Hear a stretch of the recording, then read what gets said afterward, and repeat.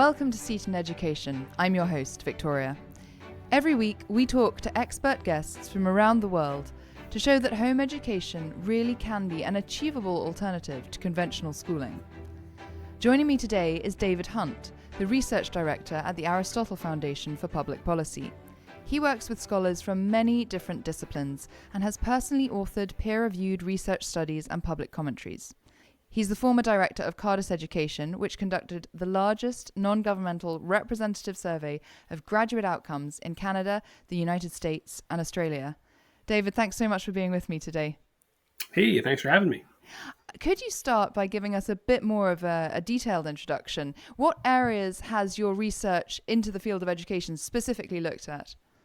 Yeah, so where I cut my teeth in this space particularly was looking at who chooses independent schools or private schools, who chooses them and why in the provinces of British Columbia, Alberta, and in Ontario. So that's kind of where I started off in the education space. I was doing fiscal studies before that and a bunch of other things.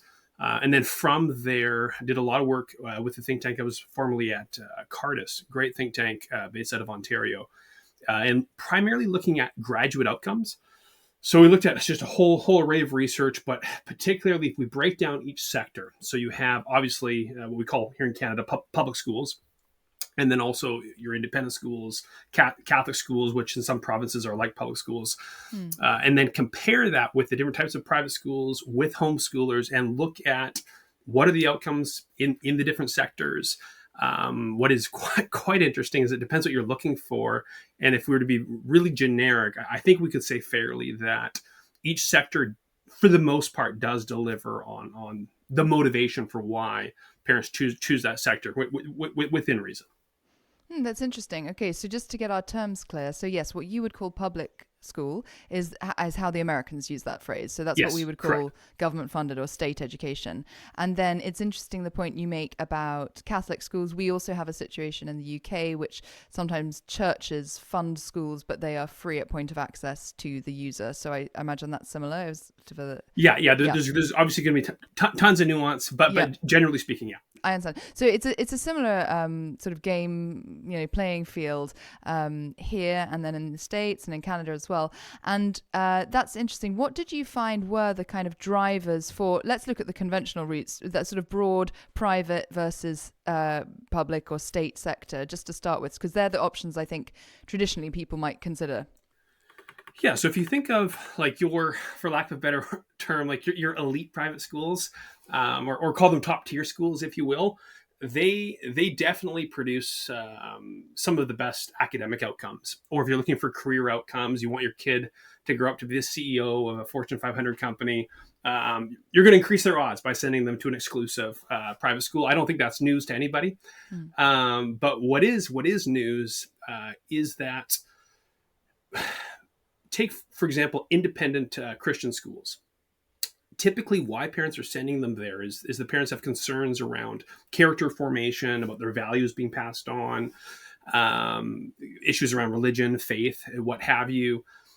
And those schools, although private schools, they tend actually not to be much different than public schools on academic outcomes or career advancement. That's not what we see in the graduates 10, 15, 20 years after the fact. What we see is kids that once they're adults are more likely to continue on in the faith, more likely to form families, to have those cultural values that their parents had, and to be much more humanitarian. Much more community oriented. And so that's what's driving parents, and that's what they're then seeing in the results. And then where you're finding the most quote unquote well-rounded students would be in many of your Catholic schools, where they're somewhere between public. They're definitely not private, but they would probably take offense if they were called public schools. So they're somewhere in between there. And you see that in the results of their students without getting too far into the weeds there. They're trying to create well-rounded students, and they're achieving in that respect. So roughly speaking, every sector is delivering on what they claim to exist for, with the exception of the public schools. And we have a short window of time here, so we can't get into everything that's wrong with the public school systems today. But give the one that's most obvious to me, though, would be on civic outcomes. because, of course, the logic of a public school system is the formation of citizens, and there should be a common cultural conversation we're having, a common curricular conversation we're having, and public schools should be contributing to social harmony and to better civic outcomes. And the reality is, without being too without generalizing too much, just the bottom line is they're really not doing that, and they're arguably doing the exact opposite of that. And so you've given us an idea of some of the outcomes you looked at there, academic outcomes, value formation of the children going through those systems, and the formation of citizens. Were there any other specific outcomes that, as parents, we should be thinking about when we're choosing an educational option? What were the other things in those studies that were potential measurable outcomes? Not necessarily the results of them, but the pots that you were looking at. Yeah, so you're looking at, obviously, civic formation, community engagement. Are we creating good citizens? That is, I would think, probably the biggest question from a societal standpoint around education outcomes. Are we creating good citizens? So that's the first big one. Obviously, academic outcomes. And for those, especially in the homeschool community, you do have those who do disparage academics, which I think is foolish, because we could go down a long list of studies that show the correlations between academic performance and every other desirable metric you want to find. So academics obviously matter. But then too, questions we often don't look at are things around like family formation, faith formation. Again, the research, thankfully, increasingly, you have scholars focusing on those areas and showing just how important faith is for community and for society, how important family is and family stability, and for being good neighbors, how important the dynamic of a family is, not merely individuals, for having healthy communities, healthy neighborhoods. So looking at those outcomes from a school sector perspective in terms of what school sectors have a measurable school sector effect in strengthening the family, in fostering a healthy religious environment, et cetera, et cetera. And so those would be things that typically are overlooked with most research, but and much of the research that I've done and my colleagues have done, we find that there are school sectors that most certainly contribute to those extremely important but often overlooked outcomes. So if we look at homeschooled students as a group, firstly, what percentage do they make up of the Canadian school-age population? Okay, and I should have come prepared with that because it keeps changing. We've grown rapidly. Off the top of my head, I'm going to guess it's around the 3%, somewhere around 3%.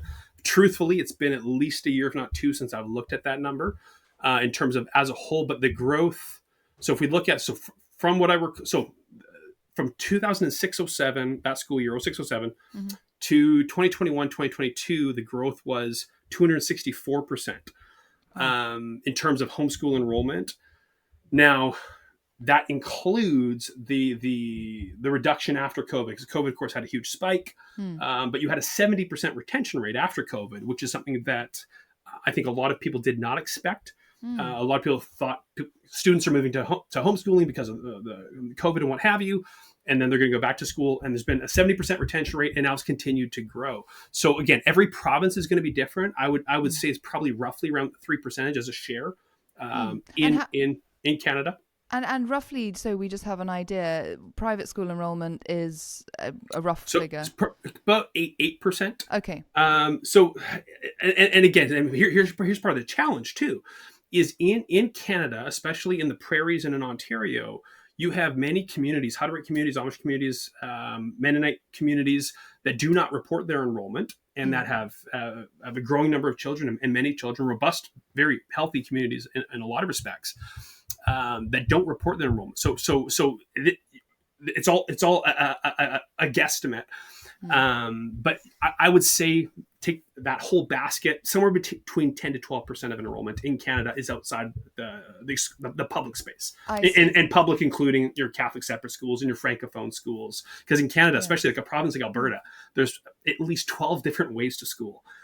So you have, every province is different, but some provinces do have quite a plurality of education options. And do you think, as a aside here, I'm interested in why that is in Canada. Do you think that the geographic makeup of Canada being so huge, with the bilingual history. Do you think that's maybe what's driven that plurality, or is there something I've missed? Or your comments there are quite interesting. But those are interesting comments, very interesting comments. Because of course, born and raised in Canada, obviously you see things different on the ground. No, the history truly because we're a confederation. Yes. So each province, frankly, has quite a bit of history. authority. Okay. It's the irony is that the United States in its founding, you had these independent states that united together against the redcoats, against you and me, back in 1776. And the irony is that the United States has a very strong federal government, and the states are fairly weak. In Canada, deliberately, the federal government was supposed to be fairly strong, and the opposite is what's happened. The provinces are very strong. And that's a whole conversation for another day, but education is exclusively the domain of the provinces. So there is no federal Department of Education like what you have in the States, or I would assume England. I don't know your policy environment there, but it's at the provincial level. And not all those provinces were there at Confederation. So even the history of how the provinces entered in, each one of them, it's quite unique.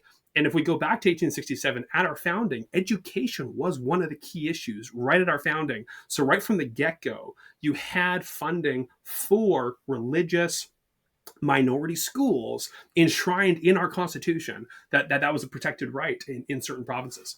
So and that's just that's just barely the top of the iceberg. So it's an issue that again is provincial and is deep in the Canadian story. Yes.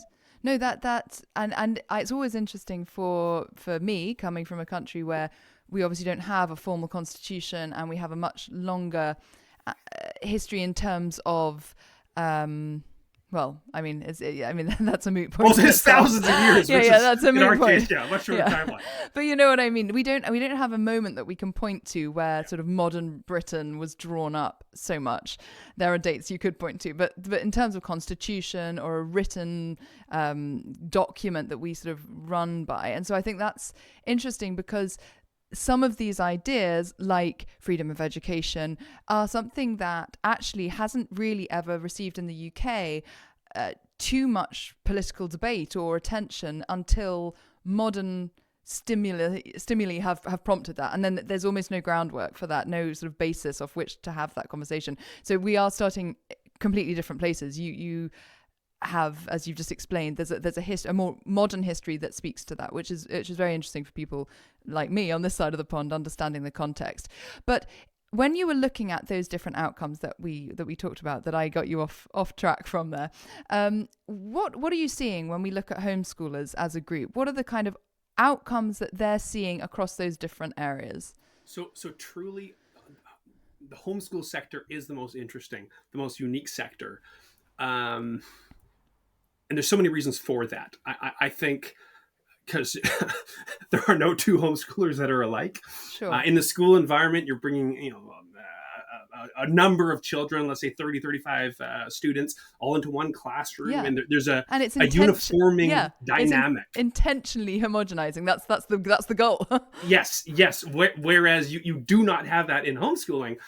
So what is a typical homeschooler? What's a normal homeschool environment? I really don't think you could put your finger on that credibly. Many have tried to. So there is that dynamic. And so if we look at, again, representative samples, in which there are a few that are methodologically credible, where you're taking, it's where it's randomly selected and you get a large enough sample for it to be statistically significant, et cetera, without getting into but without getting too geeky. What you find is that very often in homeschool outcomes, you have an inverted bell curve. So for those who didn't take statistics in university, just ever so quickly, if we step into any random room or go into a crowd and take a sample of people, you're going to find what's called a normal distribution, where give or take roughly two-thirds hover around the middle point, somewhere around average, lower average, above average, so roughly two-thirds, and then you'll have your outliers on any topic. Like let's take our pick: height, your food preferences, the clothes you're wearing. Like you're going to have what's called a normal distribution. So what's so interesting about homeschooling you almost never have a normal distribution. You have an inverted distribution where the outliers are where the population sits. And so, and that's not necessarily a bad thing. I would actually argue emphatically it's not a bad thing, because what homeschooling does is it's bringing out the uniqueness of every child, very much so, the uniqueness of a particular family, a particular neighborhood and community, and overwhelmingly in very good ways. And there'll be the odd exception that will be negative, but overall be positive. And let's take a few instances of that. So if we look at, say the economy and career advancement and professionalism. So of all school sector types, who are the most likely to grow up to be entrepreneurs or business owners, to be self-employed, to be executives? Who are the most likely? It's the homeschoolers. And again, it's not just research I've been involved in that shows that, but there's quite a bit of research on that. So homeschoolers are the most likely, but who are the least likely to be in the quote unquote workforce? They're homeschoolers. And why is that? Because homeschoolers are more likely to either be a stay-at-home spouse or to have a stay-at-home spouse. They're also by far the most likely to volunteer their time, which for a community, for a neighborhood, for society, is actually a very important thing. So the most likely to volunteer their time, most unlikely to be a stay-at-home spouse, which is again, a very important thing, are the homeschoolers. Also most likely to be entrepreneurial. So it's no wonder they also are, again, compared to all the other sectors, look at the school sector effect, they make the least money. And that's also, again, not necessarily a bad thing, especially when you look at where they live and what have you. But you have that inverted effect. Same thing with educational outcomes and where they go in terms of education. Of all graduates, who are the most likely to go on and get PhDs? Homeschoolers. Who are the least likely to go to university? Homeschoolers. and those who are in university, who are the most likely to be the top of the class? The homeschoolers. So and also who are the least likely to again, to carry on, and who has the fewest years of education? It's homeschoolers. So you have that inverted effect, but I would not say that's because homeschool is both the best and the worst. No, it's because, frankly, not every person should be going on to university or getting a PhD or becoming a lawyer or a doctor. That's not for everybody. And frankly, it's very good that not everyone can become a doctor and that we have such high standards there, and that it's for only particular people, right? So there's different people. We live in what's that old saying? Let 1,000 flowers bloom. That's very much what you see in the homeschool space, and the outcomes. The research brings that to bear.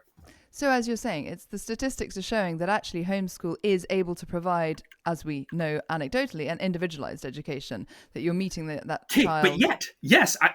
But the irony of that is if we're looking for societal outcomes and we want good citizens and we want cultured individuals, homeschoolers deliver. And we don't have time to get into all the metrics, and I don't have it in front of me here in terms of just going through. We could find a number of different ways to measure civic engagement, community involvement, again, culture, society. It is the homeschoolers that come on top with those metrics, especially when we control for the school sector effect. One very important, one data point is very important. If we look at the United States, again, taking a representative sample, looking at all the school sectors in the US, which graduates as adults, so 10 to 20 years after graduation, are the most likely to have close friends that are across racial lines in the US? It's the homeschoolers. Who are the least likely to have close friends across racial lines? It's the public schoolers. So if we look at like key issues that need to be resolved for the sake of society, we need more homeschoolers, not less. Wow. And now that's good news, because we are around the world seeing a growth in homeschooling. What do you think is driving that? And is that trend something that you've seen across the different areas that you've looked at? And so there's a number of factors driving that. Again, the thing about homeschooling, unlike looking at, say, the independent school space, where the research I did there in terms of who's choosing independent schools and why, or private schools, whatever you want to call them, who's choosing them and why, it was very clear in every province we looked at why people are choosing independent schools. With homeschooling, it's multivariate. There are so many reasons. And frankly, so take our own personal experience. It's not one reason or two reasons. There are so many reasons why we homeschool. And frankly, given the technology we have today, and the amount of curriculum options and how many YouTubers are reviewing curriculum and the samples you can get. Uh, as a parent, it's never been easier to homeschool. It's not easy. It's a lot of work. But it's never been more accessible. It's never been easier. And also post-COVID, it's never been more trendy. Like it's vogue. Where when I was a kid, I wanted to homeschool. I was able to get one semester in, but my parents weren't homeschool people. So it wasn't going to work. But I wanted to homeschool when I was younger, but it was so taboo. Like it was seen as weird. It was seen as, it was not seen as appropriate. Whereas like when I'm at the playground or we're out wherever, or we're traveling, we're on an airplane or what have you, and you mention to people that you're a homeschool family, I don't think I've had a negative experience. Like Wow. in any setting, they're like, "Oh, you homeschool? Oh, that's interesting." Because in light of COVID, everyone now has tasted to a degree a little bit of what homeschool is like, and again, the technology that's available at your fingertips. And so people, it's cool, it's vogue, and people think, "Oh, wow, tell me more." And the trend that I think maybe a little bit overlooked, and what we're seeing at least in British Columbia, Alberta, Ontario, throughout Canada, Manitoba, is hybrid schooling.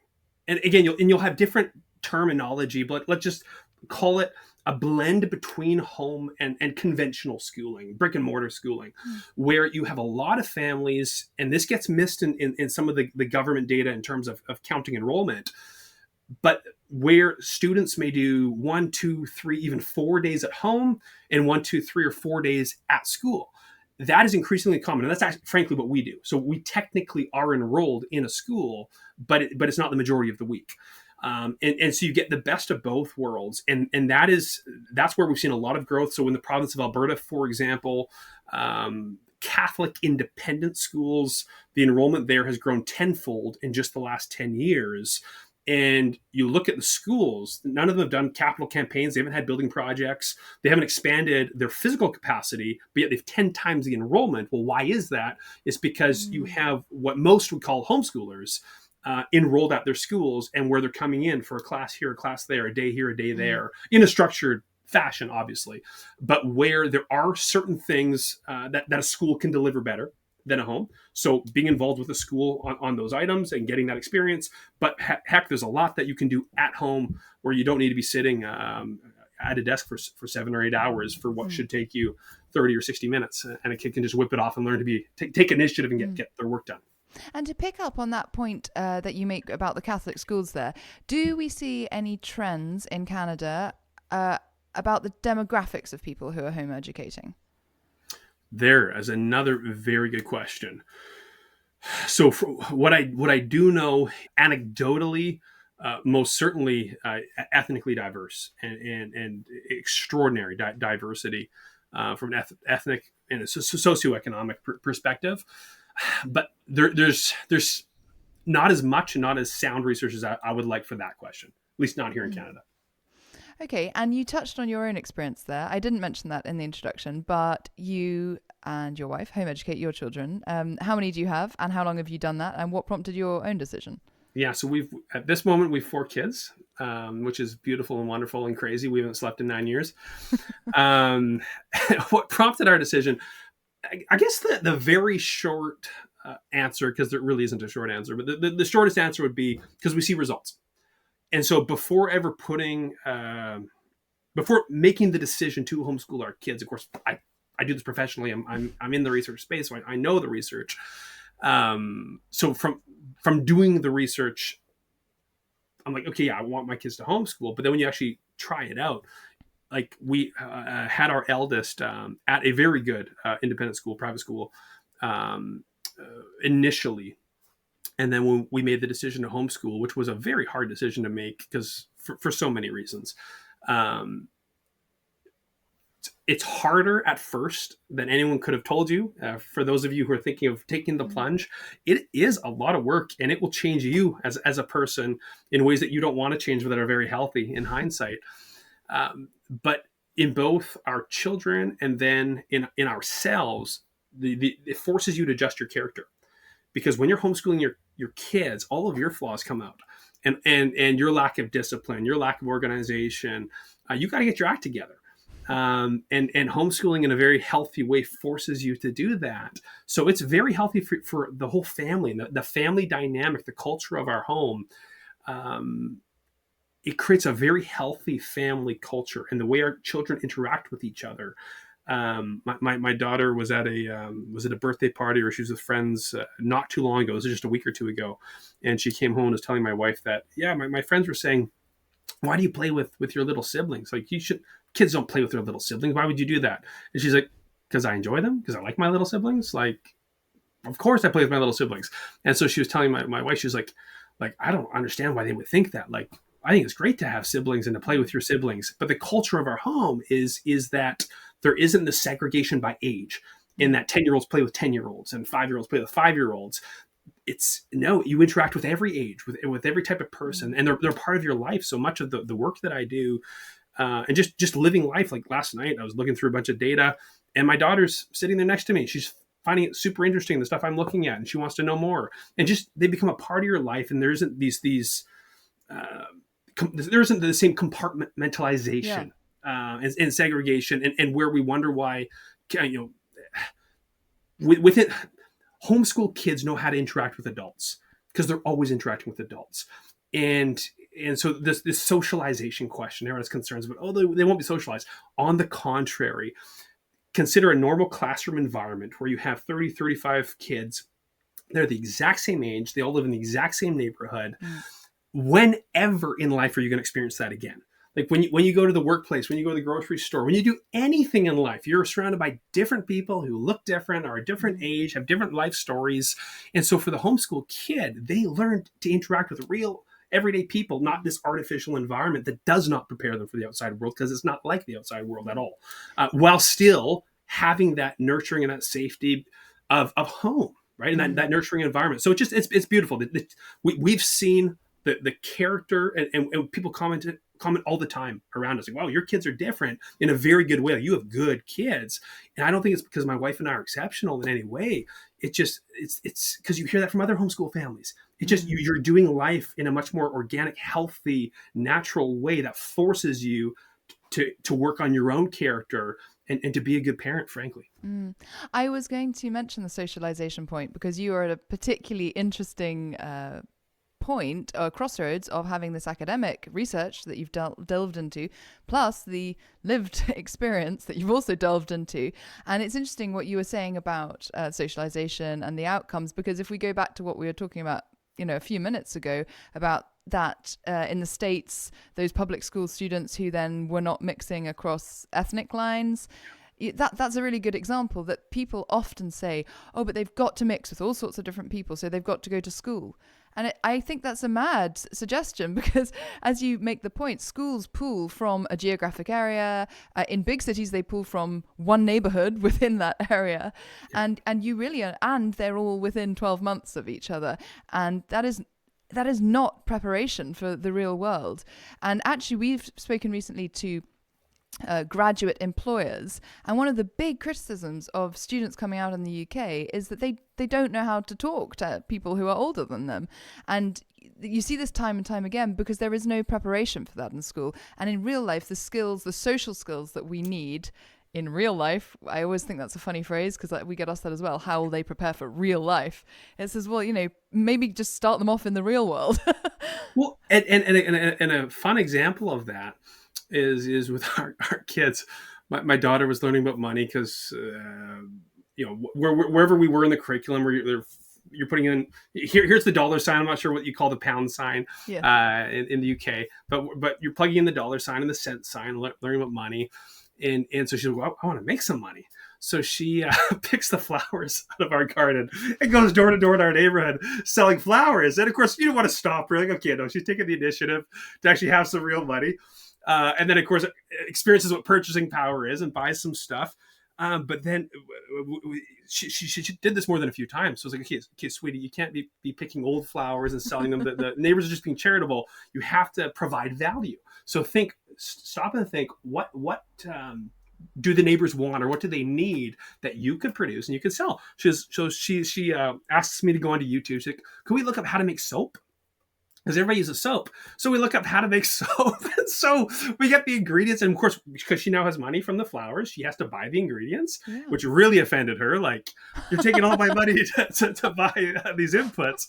But then she takes that money, she buys the ingredients, makes soap, and she makes a few other cosmetic things and takes that door to door. And the neighbors are just blown away. They buy it.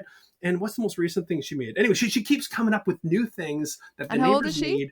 And she made, like, this last summer, she made a few $100. Wow. And as a 8-year-old turning 9 Amazing. Over the summer, just taking that initiative. That's the homeschool culture. Yeah. Now, so from your experience and your research, what do all these findings, all these results, what should they mean for future policy in education fields? How can we be shaping this and encouraging more of this? Well, I think we need to get away from the myth that one size fits all. It never has. It never will. So to keep attempting to force that on the population is folly. So to get away from a one size fits all model, and in terms of the funding models, and of course the depths of a funding debate, we'd have to save for another conversation. But funding, if the reason we're funding any child is because the education of the neighborhood kids, or the lack thereof, matters profoundly to all of us, to society, well, then why would we not allow those dollars to follow each student to the school or the educational environment where they learn best, and that's going to be a best fit for them, where they're going to thrive? And so in terms of policy ramifications, getting away from one size fits all, stop enforcing that. Let's allow for creativity and alternatives. And then especially when it comes to funding, it's not merely the regulations, but the funding as well. Let that funding follow kids to wherever they learn best. And let's create a family-friendly policy environment where both parents don't have to work just to put food on the table, but where it is possible. Of course, this is more than just the education conversation, but going beyond just education. So you could have families where homeschooling is actually an option for the family, because frankly, why do so few families homeschool today? A lot of them want to, but making it work economically when both parents are working, it's tough. So going just even beyond the education policy perspective to family policy, frankly, the whole gamut. It's like, no, we need to be thinking in such a way where parents have that room, that breathing room, to make something like this work. I think that's the wicked problem, right? Because of course, if you are removing a person, an adult, they're becoming, I think the phrase in the UK is, we are engaged in economic inactivity, which is a highly offensive term, I would say. But obviously, you're not paying tax if you're not working in a paid role. And so that is going to be difficult for governments to get behind and say, yes, this person is worth something to society, taken out of a paid job.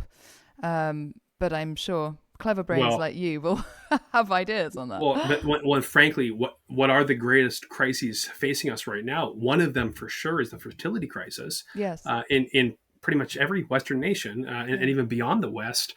And it's not because, and there's good research on this, recent research on this, it's women are having fewer children, considerably fewer children than they want to have.